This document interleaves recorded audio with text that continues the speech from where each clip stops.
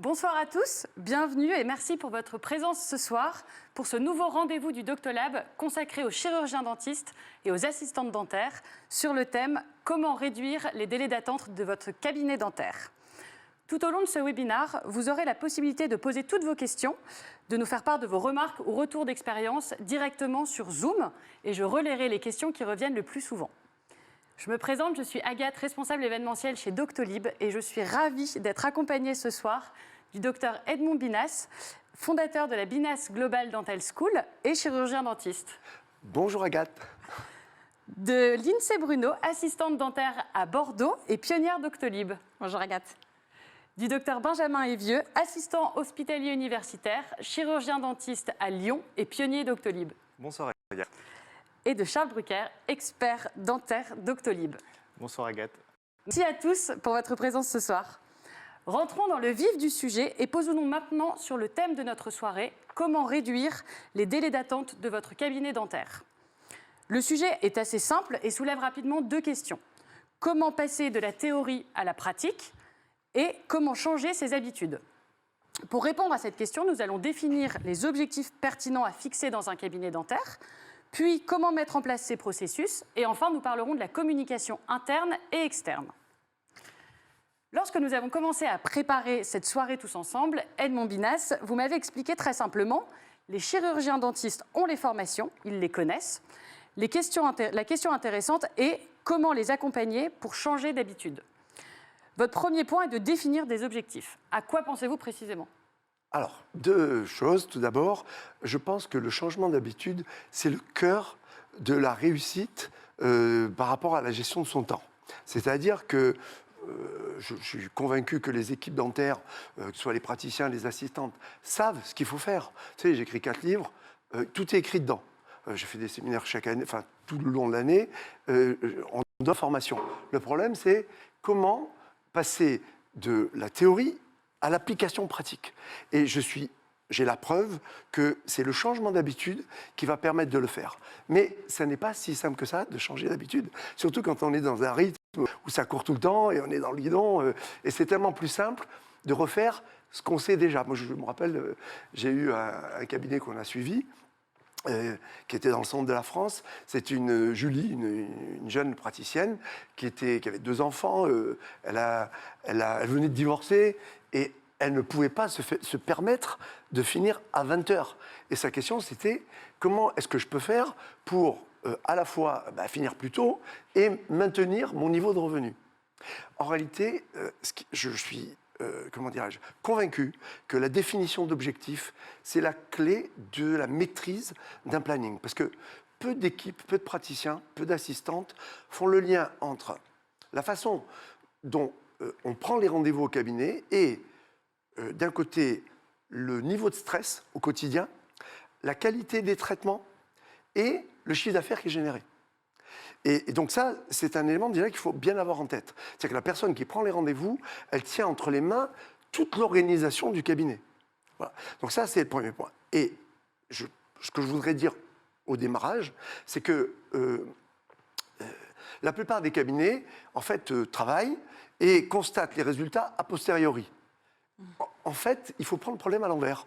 C'est-à-dire que la définition d'objectifs, qui ne peut être que personnalisé en fonction de vos paramètres propres, va vous permettre de construire un planning sur mesure, de façon quasiment mathématique, en s'appuyant sur un certain nombre de paramètres. Alors, je peux vous donner certains de ces paramètres, qui sont individuels, évidemment. Hein. C'est le nombre d'heures de travail que vous voulez avoir dans l'année, combien de temps est-ce que j'ai envie de travailler, le niveau de revenu que je souhaite avoir, mais ça n'est pas tout. Également, de combien de fauteuils est-ce que je dispose dans le cabinet, combien il y a d'assistantes, quel est mon temps quelle est ma vitesse de réalisation des actes, et tout ça, en fait, cumulé, eh bien, ça va vous permettre de construire un agenda qui colle à vos objectifs. Et pour cela, il y a un indicateur clé qu'il faut absolument connaître, c'est le chiffre d'affaires horaire. Pas besoin de calculer un chiffre d'affaires, etc. Le chiffre d'affaires horaire, c'est la clé. Alors, qu'on en ait conscience ou pas, tout le monde a un chiffre d'affaires horaire. Très simple pour le calculer. Vous prenez le chiffre d'affaires que vous générez à la fin de l'année, donc votre expert comptable, il peut vous le donner, et vous calculez sur votre planning le nombre d'heures que vous avez travaillé dans l'année. Et vous divisez le premier chiffre par le second, vous obtenez votre chiffre d'affaires horaire. Mais il faut faire très attention, parce qu'il y a des pièges et des subtilités là-dedans. Le premier piège, c'est de devenir un obsessionnel du chiffre d'affaires horaire, et si j'y arrive pas, il faut absolument que j'y arrive, etc. Et la subtilité, c'est que je ne vous invite à mesurer votre chiffre d'affaires horaire que une fois par mois, pas plus vite, pas tous les jours. Ça va devenir ingérable. Ça fait usine après, c'est pas possible. Donc l'idée, c'est d'avoir un guide, mais sans que ça soit une obsession. Et donc, définir des objectifs perso, c'est la première des priorités. Mais comme c'est compliqué, savoir ce qu'on veut exactement, c'est pas si simple que ça, eh bien, je vais vous inviter à commencer à mettre en place dès demain des méthodes qui sont éprouvées depuis des années et des années en matière d'optimisation du planning. Vous les connaissez, la plupart d'entre vous connaissent ça. Un seul rendez-vous à la fois. Je ris parce que c'est toujours l'objet de débat dans mes séminaires. Donc, un seul rendez-vous à la fois. Deux, regrouper au maximum les actes dans les séances. Trois, c'est réaliser un plan de traitement initial. Quatre, si on va plus loin, évidemment, un véritable travail à quatre mains. Ah, j'avais oublié de dire, évidemment, au départ, avoir une assistante avec soi. Parce que, encore, un certain nombre de cabinets travaillent sans assistante. Je ne juge pas, mais je trouve que c'est très stressant pour le praticien, en fait. Et après, si on veut aller encore plus loin, on peut aller jusqu'à, je ne sais pas, avoir 2 salles opératoires pour un praticien. On peut mettre en place le système des bacs et cassettes, etc., etc. Mais les 4 premiers systèmes que je vous ai présentés sont déjà largement suffisants pour transformer la gestion d'un agenda. Super, Voilà. merci docteur. Avec plaisir. Benjamin Ivieux, vous êtes donc chirurgien dentiste à côté de Lyon. Tout à fait. Dans votre cabinet dentaire, vous êtes 2 chirurgiens dentistes, 2 secrétaires et 3 assistantes dentaires. Comment fonctionne l'organisation de ce cabinet dentaire, justement? Alors, notre cabinet dentaire est scindé en 2 pôles distincts.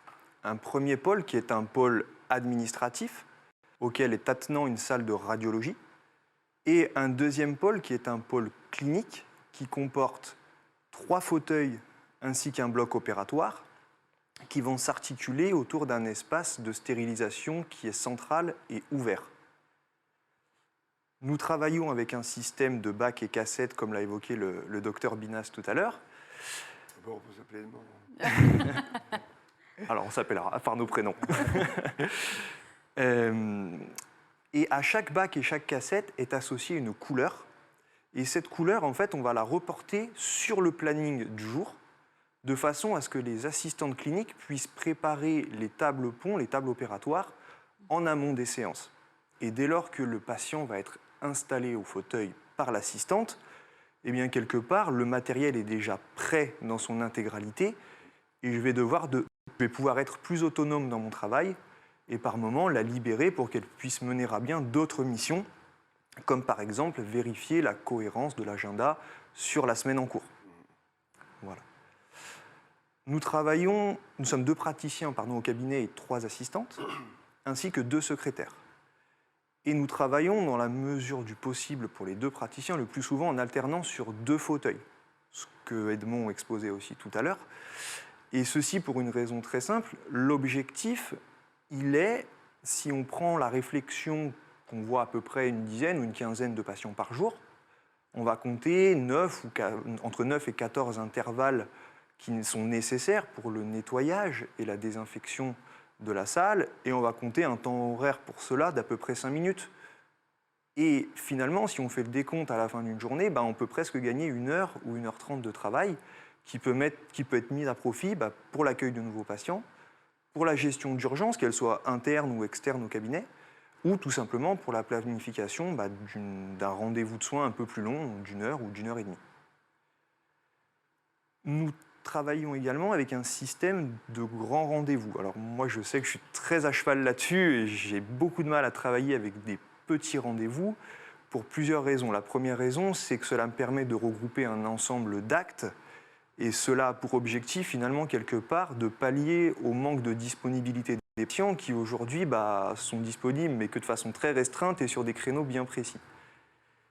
Et le deuxième objectif, c'est d'éviter des petits rendez-vous où on pourrait faire du bricolage ou à mettre un petit pansement par-ci ou refaire un petit soin ponctuel par-là. Parce que ça, c'est quelque chose qui va engorger très profondément le planning et qui va à l'encontre complètement de l'optimisation de l'agenda.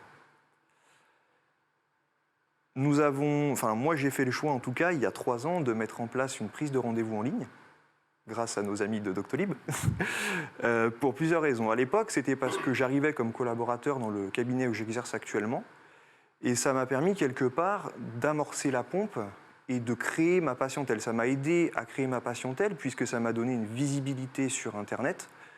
Et de suite, les patients ont pu prendre rendez-vous en ligne. Et c'est vrai que sur ma première année d'activité, j'avais beaucoup de prises de rendez-vous en ligne. Aujourd'hui, ce n'est plus le cas.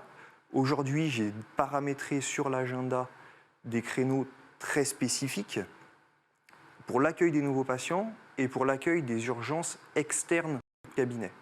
Parce que j'estime que c'est aussi une porte d'entrée pour les nouveaux patients dans notre cabinet. Et on répond aussi à un service qui est demandé par notre patientèle, et cela de façon quotidienne. Moi, j'ai défini à peu près 2 créneaux par jour, un le matin, un l'après-midi pour les urgences, et un créneau de plus pour l'accueil de nouveaux patients par jour. Tout cela entrecoupé entre les grands rendez-vous. Voilà, concernant l'organisation, qu'est-ce que je peux vous dire d'autre? Donc le système de bac et cassette, le système de long rendez-vous entrecoupé de petits. Voilà. Le travail à 4 mains, Edmond l'a évoqué tout à l'heure. Moi, je suis un petit peu partagé par rapport à ça parce que je n'en ressens pas toujours la nécessité. Je pense que c'est très praticien indépendant. Après, il y a des actes pour lesquels je ne peux pas me passer de l'assistante. Et à l'inverse, il y a des actes comme les détartrages ou les contrôles que je peux très bien assurer seul et laisser un peu plus de temps à l'assistante. Voilà. Super. Merci beaucoup, docteur. De rien. Merci à tous les deux. On a reçu une première question. Je pense qu'elle est plus pour vous, Edmond. Qu'est-ce qu'une urgence et est-ce que l'esthétique en est une? Sacrée question. Hein. Oui, alors une urgence, pour moi, il y a plusieurs façons de la définir en fait. Certains la définissent comme étant, si le patient décide que c'est une urgence, c'est une urgence. Tout dépend si vous êtes orienté service ou pas. Donc, mais si on veut aller plus loin, techniquement parlant, il y a 2 types d'urgences, évidemment. Il y a les urgences, et même 3 types d'urgences, je dirais. Là, il y a les urgences douloureuses. Là, forcément, mais ça demande quand même, pour gérer une urgence douloureuse, ça demande une certaine formation de la personne qui répond au téléphone. Nous, on a créé ce qu'on appelle des fiches de prédiagnostic téléphonique où l'assistante est amenée à poser un certain nombre de questions pour hiérarchiser le niveau de l'urgence. Ça, c'est un premier point. Dans les urgences douloureuses, ensuite, on fait la différence entre les patients. Patients internes, patients externes. Et dans les patients internes, on fait encore la différence entre les patients qui sont en cours de traitement, donc là, ça peut être lié éventuellement à des problèmes de technique opératoire, avec les patients qui ne sont pas en cours de traitement. Après, concernant l'esthétique, effectivement, aujourd'hui, on ne peut pas dire que l'esthétique n'est pas une urgence. C'est une urgence. Aujourd'hui, il est inconcevable de laisser partir un patient sans des dents antérieures ou avec un sourire qui est dépareillé. Aujourd'hui, ça n'est plus possible. Ceci dit, 3e type d'urgence quand même, après je reviendrai sur ceci dit, 3e type d'urgence, c'est les urgences psychologiques. C'est-à-dire qu'il y a des patients, ce sont des obsessionnels du dentiste, et la moindre petite douleur, etc. Là, je serai un peu plus nuancé sur la définition initiale, parce qu'on risque de se retrouver à gérer toute une série de patients limite psychiatriques, on va dire. D'accord, j'ai connu ça. Donc, et c'est typiquement le genre de patient qu'il faut apprendre à éduquer, et si ça n'est pas possible, à se séparer. C'est-à-dire qu'il y a un moment donné, il faut savoir dire non, parce que sinon, si on reçoit tout le monde, la gestion d'un agenda est impossible. Alors, ceci dit, nous, on a une approche de la gestion des urgences qui est une approche pragmatique. Pour moi, une urgence, c'est traiter la cause de la visite, pas forcément de réaliser la totalité du traitement.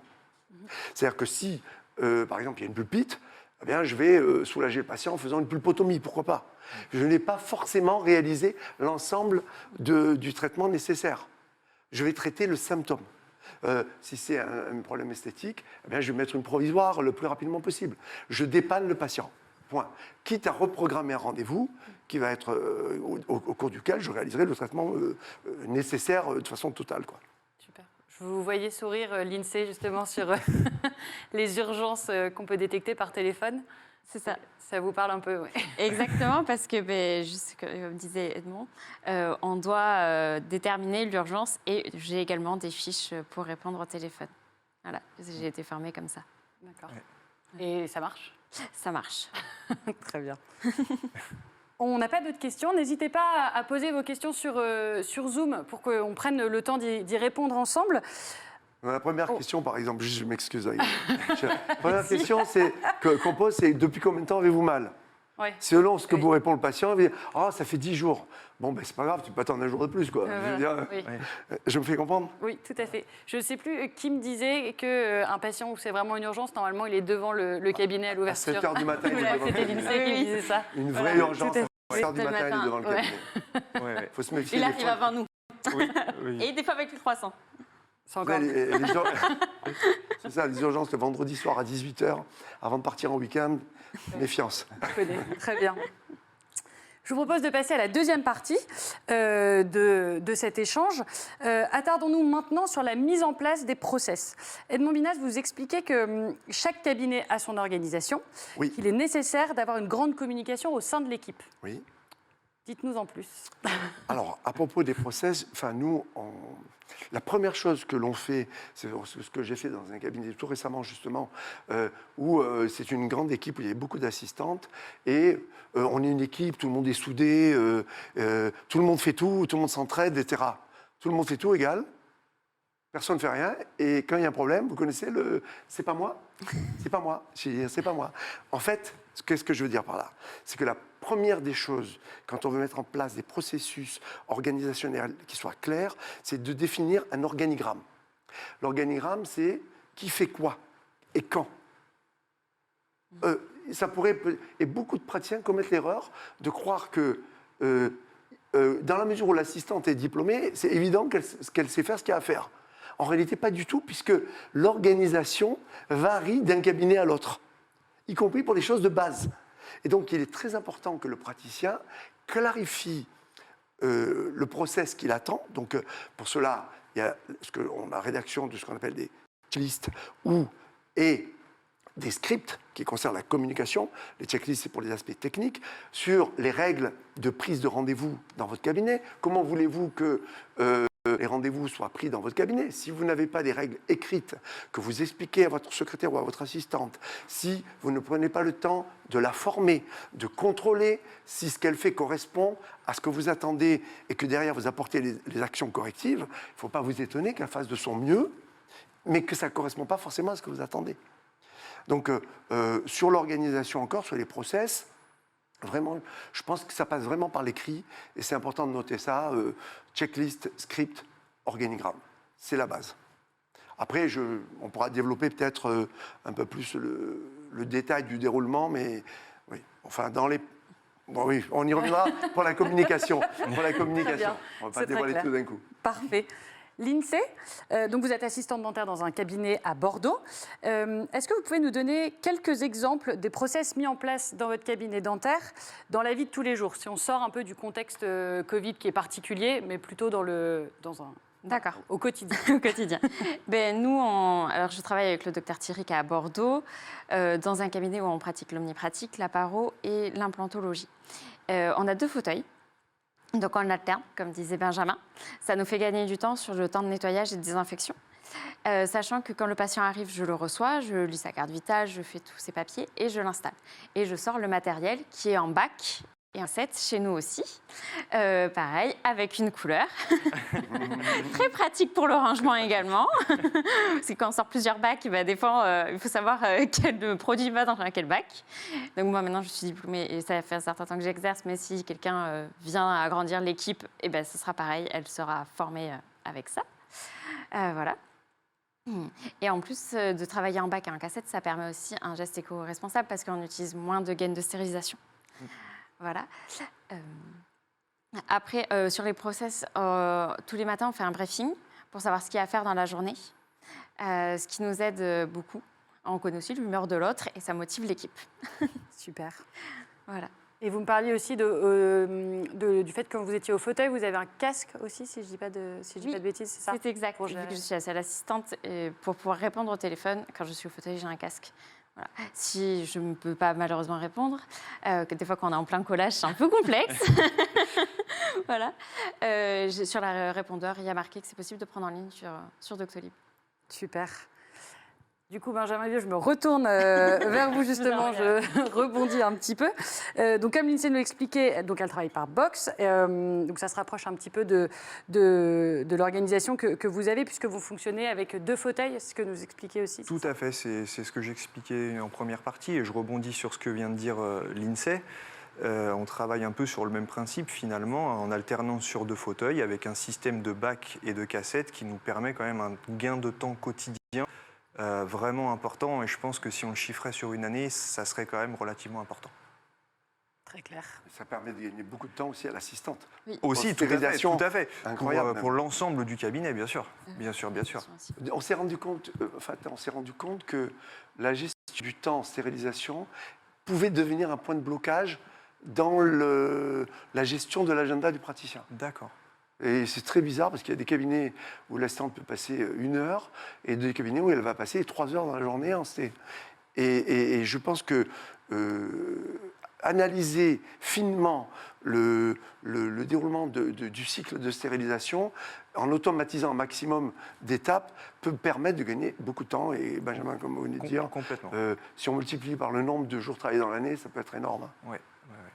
Et si on fait le lien d'ailleurs entre cette communication dont vous parlez qui est mise en place dans les cabinets et le délai d'attente, puisque cette communication fait gagner du temps, etc., est-ce qu'on peut se faire le cheminement pour se dire qu'en fait, dans le cabinet, mettre en place ce type de process que vous réussissez à mettre dans certains cabinets, box, cassette, qui fait gagner du temps dans les cabinets, permet en fait finalement d'avoir un impact sur le nombre de patients que je vais voir et donc potentiellement mon délai d'attente dans le cabinet. Sur la sérénité aussi de la journée. Tout à fait. On est plus cool.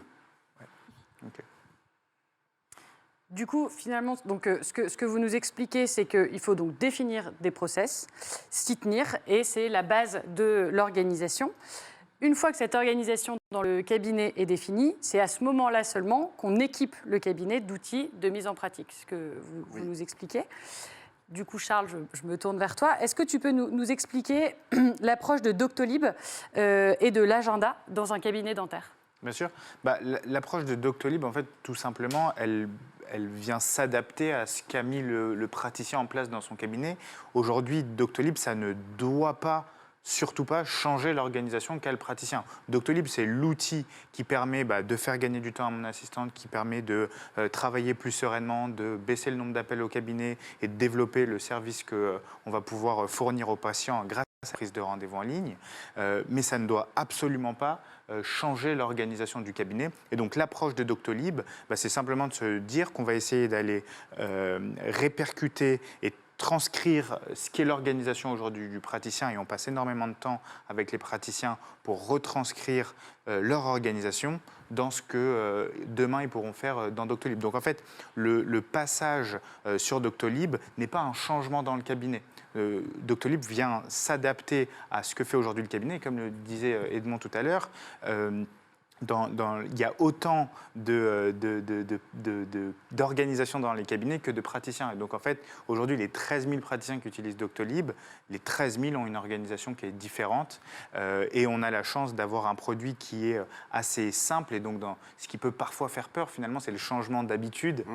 Et donc, le Les outils sont faits pour que les changements d'habitude se fassent simplement et dans l'accompagnement, puisque nous, on essaye d'accompagner tous les praticiens dans ces changements-là.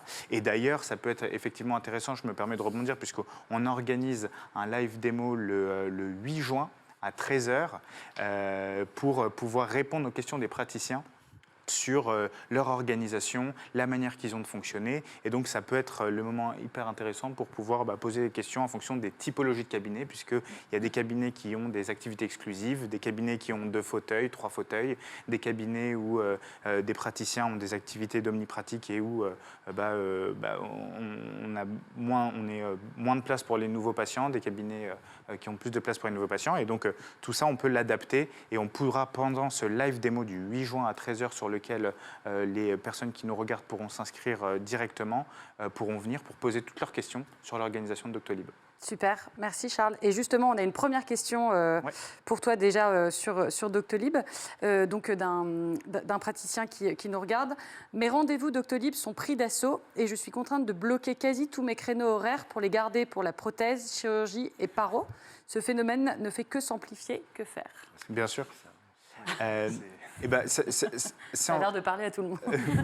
Parce qu'en fait, c'est une question qui ne concerne pas uniquement Doctolib, c'est une question qui concerne le cabinet, parce qu'on pourrait, dans un cabinet où Doctolib n'est pas mis en place, on pourrait poser exactement la même question.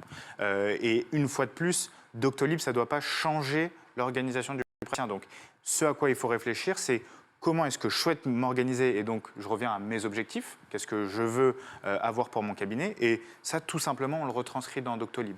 Aujourd'hui, si le praticien avait l'habitude d'avoir 2 mois de délai pour des détartrages, 1 mois de délai pour de la prothèse ou que sais-je, Doctolib s'adaptera à ça et on peut tout à fait aller adapter la prise de rendez-vous qui sera faite sur Doctolib aux délais qui sont imposés par le cabinet et donc tout simplement paramétrer les délais en fonction de ce que le praticien souhaite. Et ça peut totalement changer d'un cabinet à l'autre. Et donc potentiellement chez le docteur Evieux, il y aura des paramétrages qui seront mis en place parce qu'il a une activité qui est particulière et que lui a choisi son organisation. Mais dans un autre cabinet, l'organisation peut être différente et donc les délais vont varier en fonction de ça. Moi, j'invite le praticien qui pose cette question, je suis désolé, je n'ai pas le nom du praticien, Je l'ai pas non plus. À bien mettre en place des délais maximum de prise de rendez-vous en fonction, bien sûr, des motifs de consultation et en fonction de la typologie de patients qu'il souhaite recevoir au cabinet, puisqu'il peut totalement adapter cela aux mêmes questions qui pourraient potentiellement être posées par l'assistante du cabinet lorsqu'elle est au téléphone avec les patients. Mais concrètement, la manière qu'a de gérer l'assistante dentaire dans le cabinet, les patients au téléphone, doit se retranscrire de la même manière sur Doctolib et c'est bien sûr possible.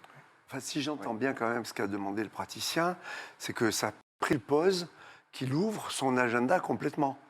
Or, il va de soi, à mes yeux en tout cas, c'est ce qu'on recommande, qu'on ne réserve Doctolib qu'à certains blocs horaires spécifiquement réservés à des nouveaux patients. Ce qui permet de prendre le contrôle de son agenda. C'est-à-dire que c'est vous qui définissez combien de nouveaux patients vous voulez avoir dans le mois. Tout à fait. Donc ça, c'est très important. C'est pas d'ouvrir complètement son planning, on est d'accord. Et merci de le souligner, parce qu'effectivement, je n'avais pas pris la question dans ce sens-là, mais c'est un très bon point. C'est qu'effectivement, vous n'allez pas, je reprends votre terme, utiliser tous les créneaux de votre activité pour la prise de rendez-vous en ligne.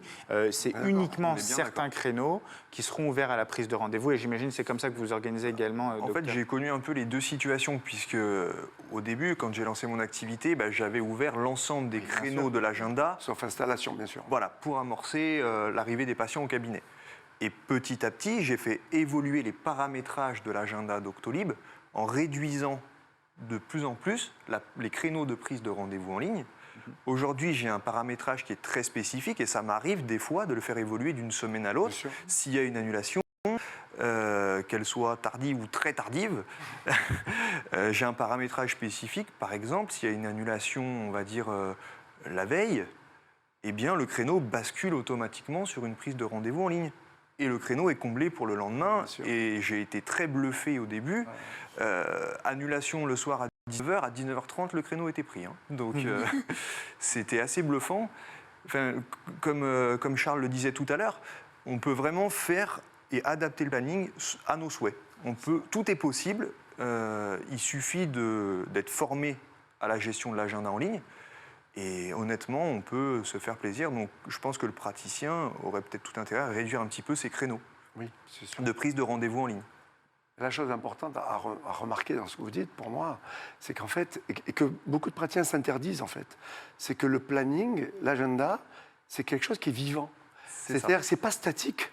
C'est pas parce qu'on a déterminé un modèle type d'agenda idéal que c'est terminé, il ne faut plus le bouger à vie, quoi.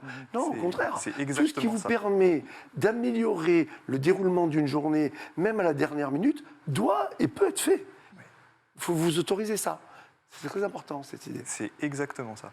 On en parlait d'ailleurs, c'est le premier mot que j'avais utilisé auprès d'Agathe, c'était faire preuve d'adaptation C'est ça. en Faut être permanence souple. par rapport à l'agenda. Ce que nous permet Doctolib, même à distance du cabinet. Ah oui, en plus. Merci beaucoup. J'ai une question pour vous, Edmond. Oui. Vous conseillez de ne pas donner plusieurs rendez-vous à un même patient.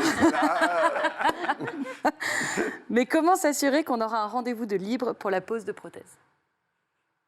Alors là, c'est un sujet que... ça fait 20 ans que je fais ce métier-là.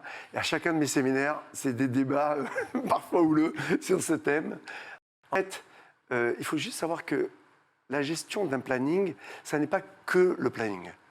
Ça présuppose tout un ensemble de systèmes qui doivent être mis en place. Et souvent, si vous voulez, on se rend compte que beaucoup de gens viennent nous voir en pensant avoir des problèmes d'agenda. Et quand on fait l'audit, on se rend compte que ce n'est pas vraiment l'agenda le problème, c'est par exemple le système de politique financière qui pose problème. Moi, pour répondre de façon très classique à la question qui est posée, mettez en place un système d'entente financière initiale au début du traitement qui prend en compte la demande d'un acompte au patient. Et comme par hasard, vous verrez que le patient il ne ratera plus son rendez-vous de pause. Parce que quand quelqu'un a fait une avance financière, c'est un engagement psychologique de sa part. Au-delà du côté bêtement pécuniaire, on va dire. C'est un engagement, il s'engage. Et du coup, il ne rate plus. Il a déjà payé, c'est fini, vous avez mis en place un système d'entente financière hyper clair. Le système d'entente financière, les modalités du règlement sont définies avant le démarrage. Le patient a signé. Parfois même, vous avez tous les chèques pour la durée du traitement. Je vous certifie qu'il ne rate plus ses rendez-vous. Très bien, très clair. Merci beaucoup. J'ai une question où vous pouvez potentiellement tous y répondre. Bonjour, pensez-vous que la surcharge extrême de nos agendas soit conjoncturelle due à la crise du Covid ou structurelle, démographie médicale? Qui veut se lancer? J'ai une réponse, mais je ne veux pas monopoliser la parole. L'INSEE, honneur aux On a dames. refait. Merci. Allez. En fait, allez-y, l'INSEE. Moi, j'ai vu une augmentation de la patientèle depuis le premier confinement. Parce que les patients, déjà, on a dû fermer nos cabinets. On a dû replacer tous nos patients pendant plus de 2 mois, donc tous les revoir. Les patients qui ont eu des gonflements assez importants ou des rages de dents ont voulu être soignés rapidement. Donc, ça a créé des nouveaux patients dans nos cabinets. Et ça a créé aussi le délai d'attente. Nous, dans le cabinet, on a dû engager une collaboratrice pour pouvoir réduire ces délais d'attente.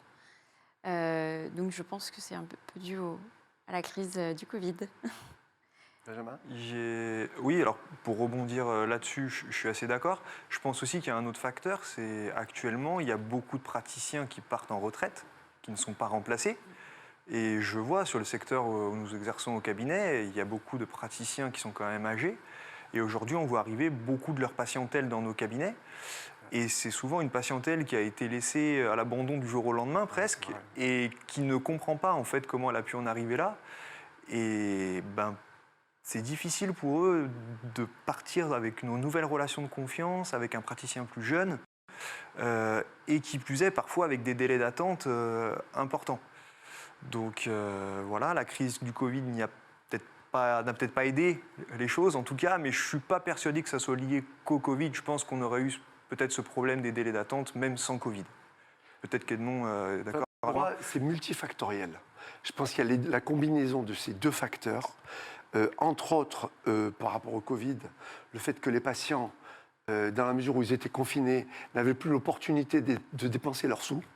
Et donc, qu'est-ce qu'ils disaient C'est vrai. Voilà. Non, mais il y a une autre chose. C'est vrai. Il y a une autre chose qui était plus subtile encore, c'est que le port du masque, ça a incité certains à en profiter pour se refaire le sourire.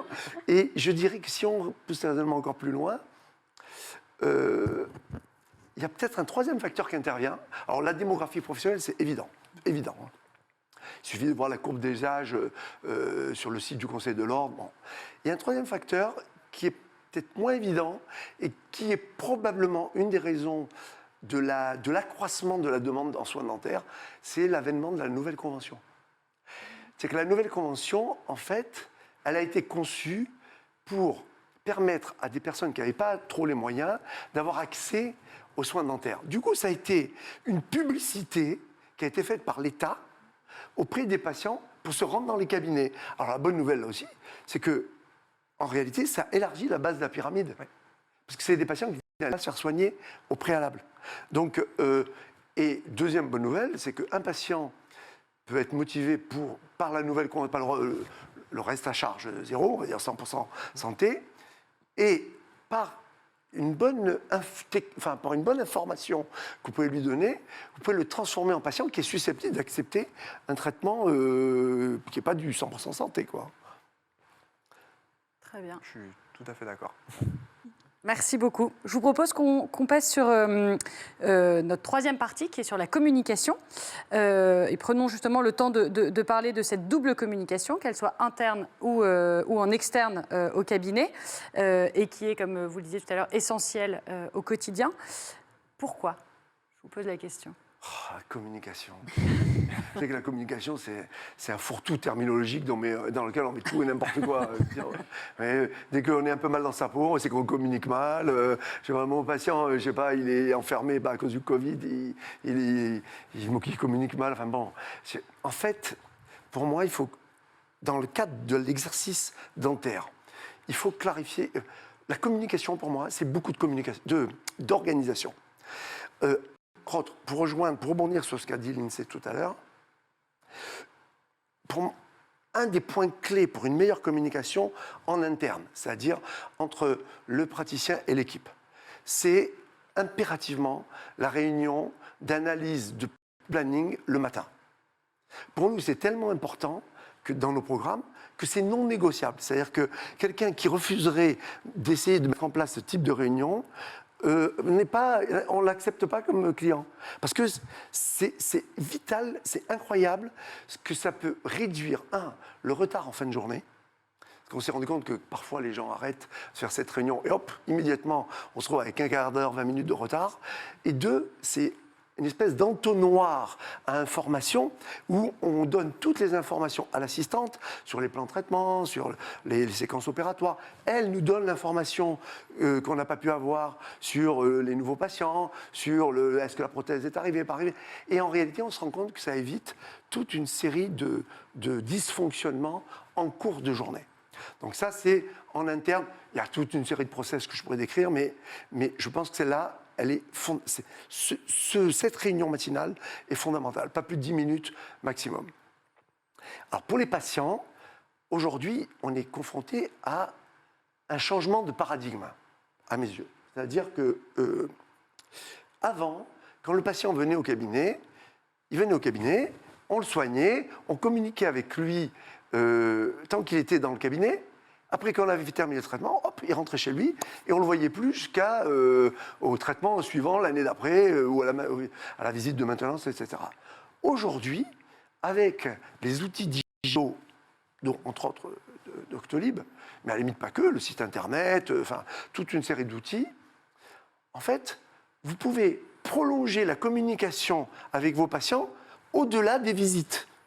Et en l'occurrence, les SMS, c'est formidable pour réduire le nombre de rendez-vous manqués. Les emails que vous pouvez envoyer pour des informations qui pourraient être personnalisées en post-opératoire, etc., etc. Et donc, il y a tout un ensemble d'outils de communication qu'on peut utiliser au-delà de la seule visite du patient chez nous.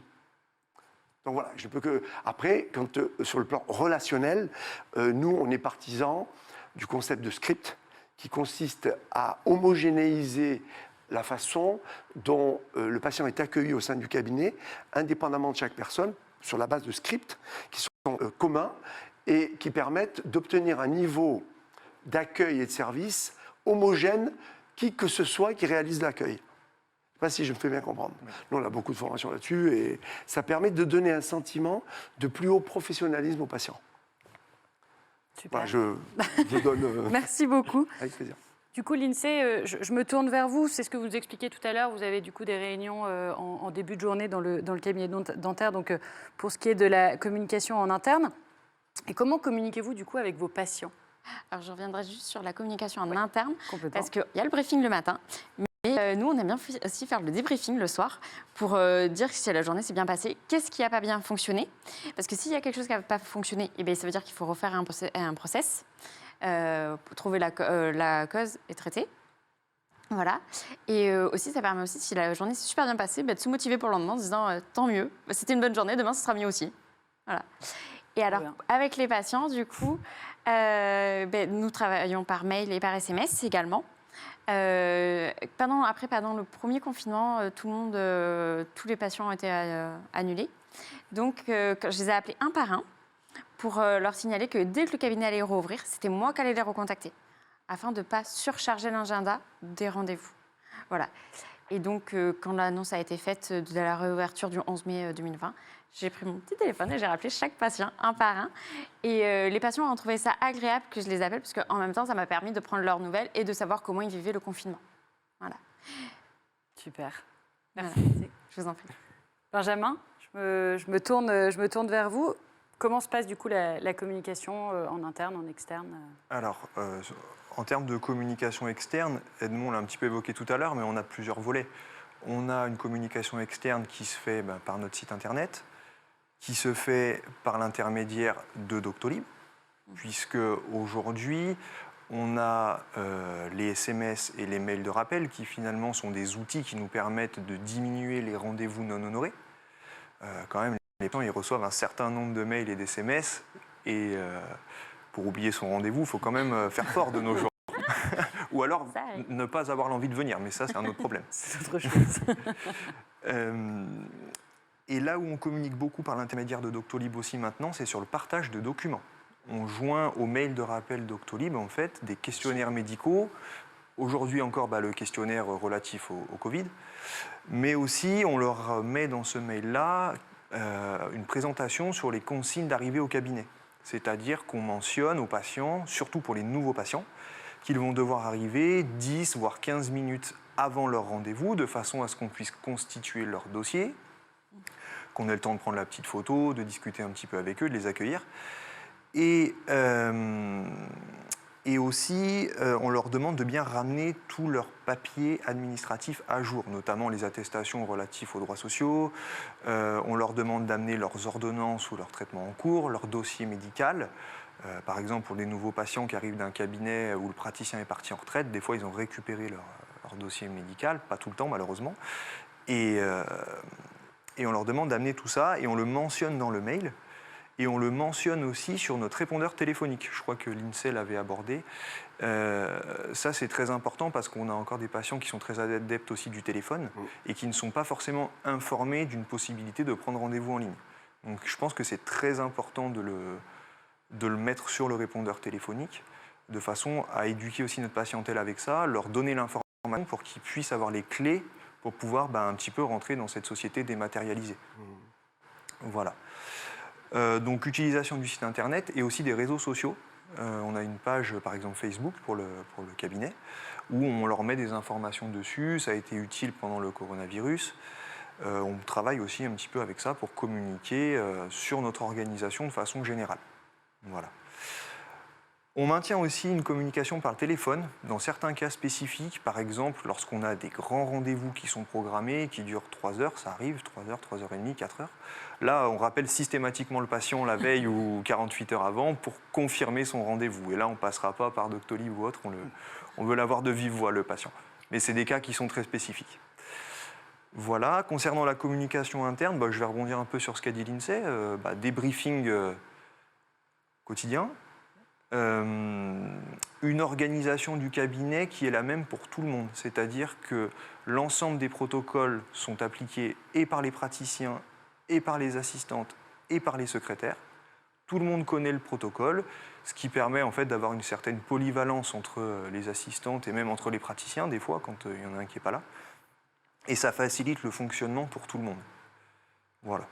Super, merci beaucoup. Peut-être un autre point sur la communication qu'on n'a pas évoqué, c'est mais c'est peut-être un peu précoce, c'est le sujet de la téléconsultation. C'est-à-dire qu'aujourd'hui, peu de praticiens, pendant le confinement, beaucoup l'ont utilisé, aujourd'hui, très peu l'utilisent, il faut reconnaître ce qui est, mais il est tout à fait prévisible que dans le futur, la téléconsultation devienne un outil d'optimisation de l'agenda. Puisque les rendez-vous peuvent être plus courts. Mais on ne va pas rentrer dans ce sujet-là, qui est peut-être même trop loin.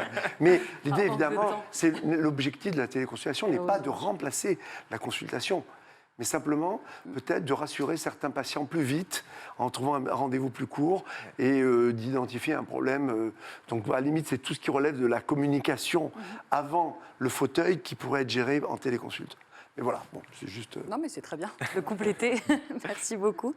Charles, est-ce que tu veux compléter quelque chose sur ce sujet de la communication? Oui, rapidement, sur la communication sur Doctolib, elle intervient à deux niveaux. Elle intervient au niveau des patients, comme on disait, qui sont en soins dans le cabinet, et donc simplement pour rappeler le patient de certains rendez-vous, dont l'objectif est de réduire les rendez-vous non honorés, comme on disait. Aujourd'hui, il y a beaucoup de praticiens qui font appel au rappel par SMS, par Doctolib ou d'autres plateformes éventuelles. Ce qui est bien avec Doctolib, c'est qu'on a la possibilité, dans le SMS directement, le patient a la possibilité de communiquer à travers le SMS directement avec le cabinet. Puisqu'aujourd'hui, on voit que dans beaucoup de cabinets où les praticiens ont des rendez-vous non honorés, les patients ne viennent pas uniquement parce qu'ils ont oublié leur rendez-vous, mais surtout parce qu'ils n'ont pas pris, comme vous disiez, la peine de l'annuler. Aujourd'hui, il y a peu de patients qui oublient leur rendez-vous. Il y a une multitude de rappels, il y a des SMS, etc. La réalité, c'est que on a souvent des excuses. Moi, les praticiens qui me disent, on entend tout type d'excuses, des assistantes qui me disent on l'a prévenu, on l'a eu au téléphone, je l'ai eu la veille au téléphone, il m'a confirmé le rendez-vous et en fait, il n'est quand même pas venu.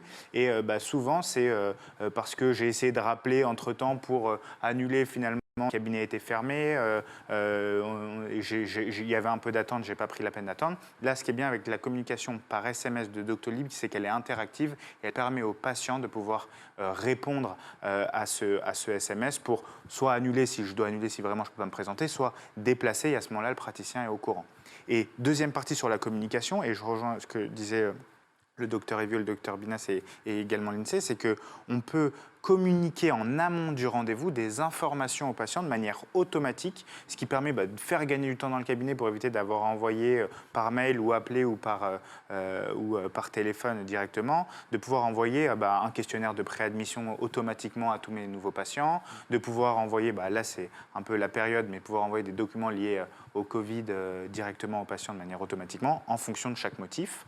Et ensuite, quand le patient sort de traitement, et je rejoins ce que disait le Dr Binas, c'est qu'effectivement, hors du traitement, on a la possibilité via Doctolib de pouvoir communiquer également avec le patient, puisque je peux aller programmer des rappels de rendez-vous à la fin du traitement d'un patient ou après l'élaboration d'un devis, par exemple. On peut aller faire des rappels automatiques aux patients pour s'assurer que dans 6 mois, il pourra reprendre rendez-vous chez nous et donc de lui envoyer automatiquement un petit rappel 6 mois, 1 an, 1 mois après le dernier rendez-vous du patient.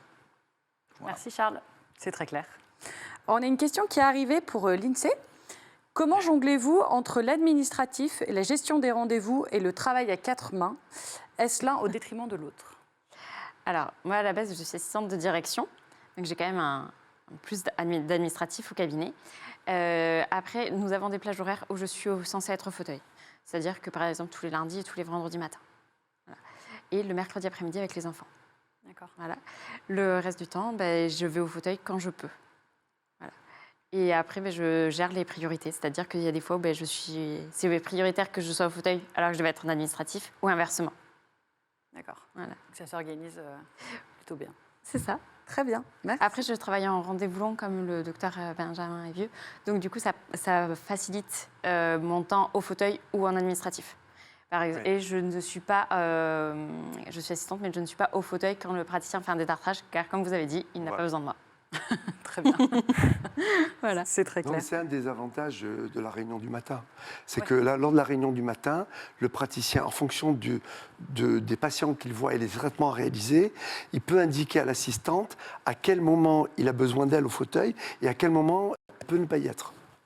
Je pense que c'est ça que vous faites. C'est exactement ça. Ouais. Merci.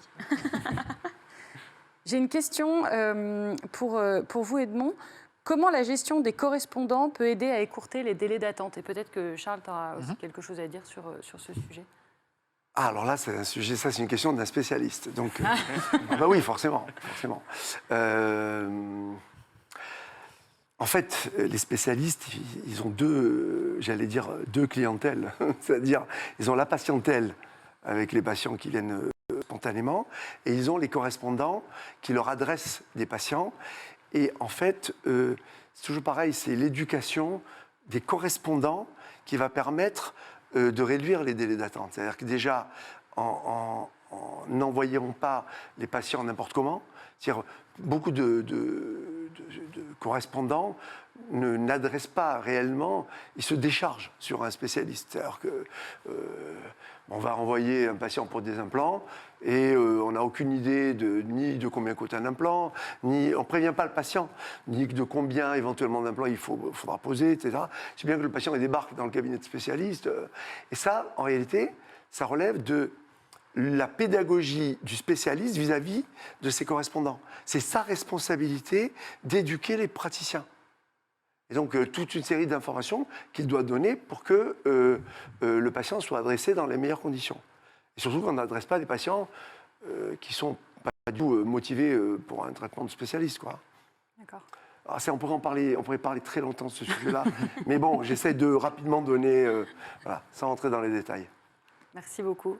Charles, tu veux peut-être En fait, dire deux il mots y a la méthode, et ça, comme vous dites, elle doit être adaptée en fonction, je pense, de chaque praticien et des correspondants qui travaillent ensemble. Et effectivement, dans l'outil de Doctolib, il y a la possibilité de pouvoir envoyer des patients, et donc de pouvoir communiquer plus simplement avec mes correspondants. Alors, c'est très visuel, et donc je pourrais le montrer pour le coup le 8 juin à 13h au live démo, mais je pense que la réalité, c'est que en fait, les praticiens, ils travaillent avec des correspondants, et via Doctolib, ils ont la possibilité de pouvoir adresser leurs patients simplement sur des créneaux qui sont dédiés. Et donc, souvent, il y a des spécialistes qui dédient des créneaux en disant, voilà, moi, le jeudi à 15h, j'ai un créneau pour mes correspondants autour, et il y a uniquement les praticiens autour du cabinet avec qui je travaille qui ont accès à ce créneau-là et qui peuvent, sur ce créneau-là, m'envoyer des patients. Et donc là, ils ont un petit peu, comme ce que vous disiez, ils ont un petit peu éduqué les praticiens avec qui ils travaillent, puisqu'ils ont paramétré ça dans Là, on rentre dans l'approche interdisciplinaire qui repose excessivement sur une très bonne communication entre les différents spécialistes. Alors ça, c'est quand il y en a deux, alors qu'il y en a 3 ou 4. Super, merci beaucoup. Merci à tous. On arrive à la fin de cet échange. Avant de nous quitter, à vous qui nous avez suivis justement, afin de nous améliorer pour la suite dans nos événements, vous avez un sondage qui apparaît avec la question, sur une échelle de 1 à 10, à combien recommanderiez-vous ce rendez-vous du Doctolab à un confrère? Ça nous aidera, nous, par la suite, à nous améliorer. Et en attendant, pendant que vous répondez à ce sondage, Edmond, je vais vous donner le mot de la fin. En tant que partenaire de cet événement, que faut-il retenir de cette soirée? Alors déjà, la première chose à retenir, c'est qu'il n'existe pas d'organisation standard et que toute organisation doit être personnalisée au titulaire en fait, du cabinet. On pourrait aussi parler des collaborateurs, c'est un autre sujet. Et que, donc, pour qu'il soit personnalisé, chaque praticien doit impérativement définir ses objectifs. Combien est-ce que je veux travailler d'heures dans l'année, ou dans la semaine, ou dans le mois? Combien est-ce que je veux gagner à la fin du mois? De quel outil est-ce que je dispose? Quel type de dentisterie est-ce que j'ai envie de pratiquer? Est-ce que c'est une dentisterie où ça sera omnipratique, orienté esthétique, ou omnipathique, orienté paro, ou ortho? C'est à vous de décider, c'est à chacun de décider. Et surtout, ma recommandation, c'est de ne pas essayer d'être quelqu'un d'autre. Mettez en place l'organisation qui vous correspond à vous, même si vous avez un modèle qui semble marcher très, très bien à côté. Donc, et ça, c'est important. Vous m'avez posé la question, c'est quoi la réussite? C'est quoi la réussite d'un cabinet? Moi, la réussite, c'est atteindre des objectifs qui, pour vous, et pour vous seul, en valent la peine, quoi. Ouais. J'ai connu une de nos cabinets avec qui on travaillait, une praticienne, dont l'objectif, c'était de systématiquement aller chercher ses enfants à la sortie de l'école. Et c'était dur pour elle, parce qu'elle était dans un endroit où il y avait une très forte demande, etc. Eh bien, elle a dit, moi, 16h, terminé, je m'en vais. Et elle est arrivée. Alors, ça n'a pas été facile, mais ce que je veux dire, c'est par là, c'est que définissez des objectifs qui vous collent. Et ensuite, prenez le temps de communiquer avec votre équipe, avec vos patients, et répétez de façon continuelle, récurrente, ces informations-là. Parce qu'en fait, ça ne se fait pas en une fois. L'organisation que tous les deux vous avez décrite, pour moi, a probablement été le fruit d'un long travail préalable par le praticien qui a créé le cabinet. Exactement. Voilà. Merci, docteur. Merci à vous. Et vous proposez d'ailleurs un livre blanc qui présente 10 astuces pour réduire les délais d'attente dans votre cabinet dentaire. Et vous retrouvez ce lien dans le chat justement de Zoom, dans l'onglet Converser. Voilà, vous avez dû le recevoir. N'hésitez pas à cliquer sur ce lien pour avoir accès à ce livre blanc. On arrive à la fin de cet échange. Merci à tous. Merci à vous d'être venus jusqu'ici pour qu'on vive ce moment ensemble. Dès demain, vous aurez la possibilité de retrouver le replay de notre webinaire sur notre site et vous allez le recevoir également par mail. Et n'hésitez pas à vous inscrire à notre live démo du 8 juin à 13h. Voilà, dans le lien qui apparaît sur Zoom, où on pourra s'attarder un petit peu plus sur le produit Doctolib. Merci à tous. Merci. Bonne soirée et à bientôt. Merci Charles.